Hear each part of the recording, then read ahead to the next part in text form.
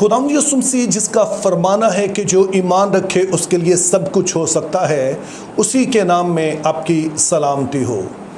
इन दिनों में हम रूहुल कुद्स की नेमतों पर गौर कर रहे हैं और दो नेमतें जिन पर हम गौर कर चुके हैं वो है इल्मियत का कलाम और हिकमत का कलाम, जिस पर हमने कल की वीडियो में बात की। आज हम इसी सिलसिले को जारी रखेंगे और तीन और नेमतों पर हम गौर करेंगे जिनका जिक्र हमें पहला कुरिन्थियों 12 बाब और उसकी 9वीं आयत और फिर 10वीं आयत के पहले हिस्से में मिलता है, जिसमें कुछ यूँ लिखा है, किसी को उसी रूह से ईमान और किसी को उसी एक रूह से शिफा देने की तौफीक, किसी को मौजज़ों की कुदरत। तो पहली चीज़ जो मैं आपके गोशगुजार करना चाहता हूँ वो ये है कि रूहुल कुद्स की इन नेमतों का ताल्लुक कलीसिया की तरक्की, कलीसिया की बढ़ोतरी से है। लेकिन इसका ये मतलब नहीं है कि ये नेमतें सिर्फ खादमीन के लिए हैं, क्योंकि वो सभी लोग जो कि मसीह पर ईमान ला चुके हैं, वो लोग जो कि रूहुल कुद्स की रहनुमाई में चलते हैं, जिनके अंदर रूहुल कुद्स काम कर रहा है, उन सभी में ये नेमतें ज़ाहिर हो सकती हैं। तो आज की इस वीडियो में पहली नेमत जिस पर हम गौर करने जा रहे हैं वो ईमान की नेमत है। और आपने याद रखना है कि बाइबल मुक़द्दस में ईमान की मुख्तलिफ किस्में हमें बताई गई हैं। एक ईमान वो होता है जिसको हम नजात बख्श ईमान कहते हैं, सेविंग फेथ कहते हैं, यानी कि जब कोई शख्स इस बात का इकरार करता है कि वो गुनहगार है और उसे गुनाहों की माफ़ी के लिए, रासबाज ठहरने के लिए यीशु मसीह की ज़रूरत है, वो मसीह यीशु पर ईमान लाता है, तो इसको हम कहते हैं सेविंग फेथ, नजात बख्श ईमान। तो ये वाला ईमान उस वाले ईमान से मुख्तलिफ है जिसको रूह की नेमत कहा गया है। और फिर दूसरी तरह का ईमान वो होता है जिसका ताल्लुक हमारे जहन से होता है, यानी कि आप किसी सूरत हाल को देखते हैं और आपको वाज़ेह तौर पर पता है कि इसमें निकलने की कोई राह नहीं है, लेकिन आप बजाय इसके उस सूरत हाल को देखें, आप खुदा के कलाम पर जाते हैं और आप कहते हैं कि अगरचे कि ये ऐसा मुमकिन नहीं है लेकिन खुदा सब कुछ कर सकता है। तो इस तरह का ईमान ज़हनी ईमान होता है कि जब हम जहन से कह रहे होते हैं कि खुदा ऐसा कर देगा, जब नेगेटिव सूरत हाल के बावजूद हम पॉजिटिव बोलते हैं, खुदा के कलाम को बोलते हैं, तो ये एक ज़हनी ईमान होता है। और फिर तीसरी किस्म का एक ईमान है जिसका दरअसल हम इस नेमत के तौर पर जिक्र कर रहे हैं, और वो होता है कि आप एक सूरत हाल देखते हैं और बज़ाहिर कोई ऐसी वजह नहीं है कि आपको ये यकीन हो जाए कि इसमें से आप निकल सकते हैं, लेकिन फिर रूहुल कुद्स आपके अंदर कायलियत पैदा कर देता है कि इसका कोई ना कोई हल निकल आएगा। ये बात आप जहन से नहीं कह रहे हैं, ये बात आप होंठों से नहीं कह रहे हैं, ये सिर्फ आप पॉजिटिव नहीं बोल रहे हैं, बल्कि आपके अंदर कहीं गहरा एहसास होता है कि कुछ होने जा रहा है, कुछ अजीब काम को खुदा करने जा रहा है। तो जब इस तरह की कायलियत आपके अंदर पैदा हो जाए तो इसको ईमान की नेमत कहते हैं। और ये नेमत मुख्तलिफ तरह से ज़ाहिर होती है। ऐसा हो सकता है कि आप किसी मीटिंग में हैं और वहाँ पर खुदा का कलाम सुनाया जा रहा है और उसको सुनने के बाद आपके अंदर ये कायलियत पैदा हो जाए। लेकिन ये भी हो सकता है कि आप सिंपली दुआ कर रहे हैं और आपके अंदर इस बात का गहरा एहसास पैदा हो जाए कि खुदा कुछ करने जा रहा है, या शायद आप किसी के साथ बातचीत ही कर रहे हो, या शायद आप किसी की सुन ही रहे हो, या शायद आप खुदा का कलाम पढ़ रहे हो। तो ये कई तरह से होता है कि अचानक से आपके अंदर खुदा पाक एक कायलियत डाल देता है कि जो भी सिचुएशन आपके सामने है इसका कोई हल निकल आएगा, खुदा कुछ अजीब करेगा। तो ये नेमत खादमों के अंदर भी ऑपरेट होती है और आम लोगों के अंदर भी, या फिर ये भी होता है कि खुदा दोनों को इस तरह की कायलियत दे देता है। इसी तरह से दूसरी नेमत जिस पर आज हम गौर कर रहे हैं वो शिफा की नेमत है। और इसके बारे में जो दिलचस्प बात नोट करने वाली है वो ये है कि असल ज़ुबान में ये लफ्ज़ प्लूरल के तौर पर इस्तेमाल हुआ है, जमा का सीगा इस्तेमाल हुआ है, यानी कि अगर हम लफ्ज़ी तर्जुमा करते तो वो होता शिफाएं देने की नेमत। तो अब सवाल ये पैदा होता है कि इसको यहाँ पर जमा सीगा के तौर पर क्यों इस्तेमाल किया गया है। तो उसके लिए आपने ज़हन में रखना है कि रूहुल कुद्स की ये नेमतें किसी के वसीले से भी जारी हो सकती हैं। چونکہ ان کا تعلق روح القدس سے ہے، اور کوئی بھی شخص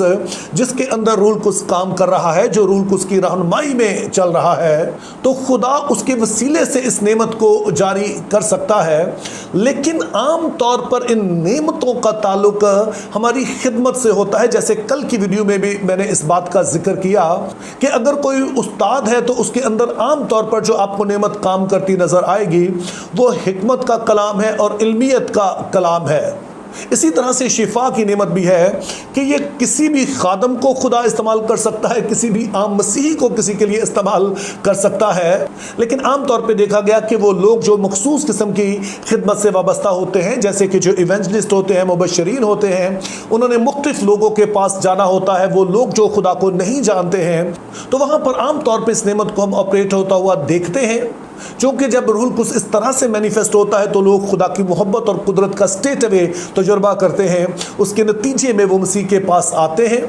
لیکن یہاں پر میں آپ کو یاد دلانا چاہتا ہوں کہ پچھلی ویڈیوز میں نے اس بات کا ذکر کیا کہ روح کی نعمتیں بہرحال نعمتیں ہیں، یہ مینیفیسٹیشن ہے، روح کا ظہور ہے۔ اس کو ہم نے ہنر کے طور پر نہیں لینا ہے کہ اگر کسی شخص کے وسیلے سے خدا نے کسی کو شفا دی ہے یا چند لوگوں کو شفا دی ہے تو اس کے بعد وہ سمجھے کہ اب میں جہاں پر بھی جاؤں گا تو آٹومیٹکلی ایسا شروع ہو جائے گا۔ ایسا نہیں ہوتا ہے، چونکہ آپ کو روح القدس کی رہنمائی میں چلنا ہوتا ہے، اور جب آپ اس کی رہنمائی میں چلتے ہیں، آپ اس کی مرضی کے تابع ہوتے ہیں، تو عام طور پر آپ کی جو مخصوص ایک منسٹری ہے اس میں اس کا واضح اظہار ہوتا ہے۔ اور پھر تیسری نعمت جس پر آج ہم غور کر رہے ہیں وہ ہے معجزات کی نعمت۔ تو اس حوالے سے پہلی چیز ذہن میں رہے کہ معجزے کا مطلب ہوتا ہے کوئی ایسا کام جو کہ قدرتی طور پر ممکن نہیں ہے، لیکن اس کو عام طور پر جو لوگ استعمال کرتے ہیں وہ ان معنوں میں ہے کہ جب کوئی شخص خدا کی براہ راست قدرت کے وسیلے سے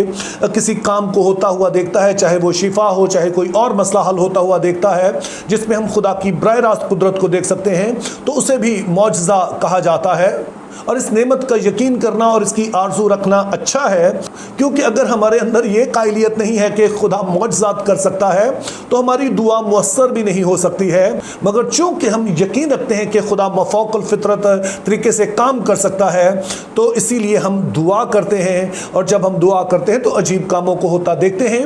تاہم یہاں پر میں اس بات پر بھی زور دینا چاہتا ہوں کہ خدا کا اس دنیا میں کام کرنے کا طریقہ جو ہے وہ یہ ہے کہ انسان اپنی پوری کوشش کرتا ہے اور خدا اپنی قدرت جاری کرتا ہے۔ بہت دفعہ دیکھنے میں یہ آیا ہے کہ وہ لوگ جو کہ روح القدس کی نعمتوں کا یقین کرتے ہیں وہ سمجھتے ہیں کہ سب کچھ خدا نے ہی کرنا ہے، اور جو ان کے حصے کا کام ہے وہ نہیں کرتے ہیں۔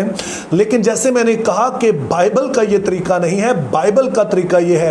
پرجوش دعا، بھرپور کوشش۔ یعنی کہ ایک طرف تو ہم ایمان رکھتے ہیں کہ خدا ہے جو کہ ہماری مدد کرتا ہے، سبھی کاموں کو کرنے کے لیے ہماری رہنمائی کرتا ہے، لیکن دوسری طرف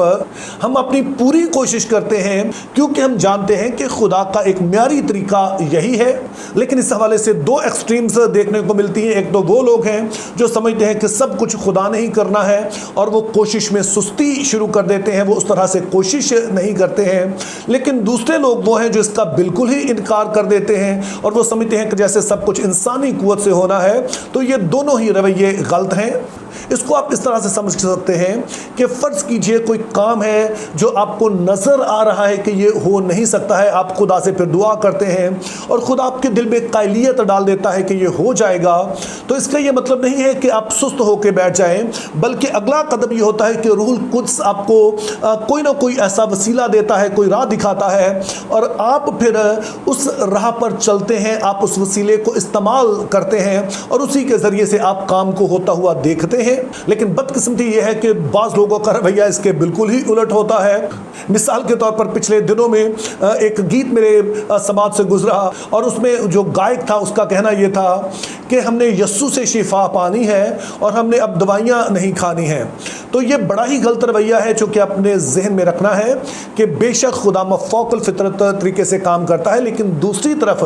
خدا نے جو اپنا فضل عام کیا ہے، یعنی کہ وہ جو عام طریقے خدا نے رکھے ہیں، یہ جو میڈیکل کا سسٹم رکھا ہے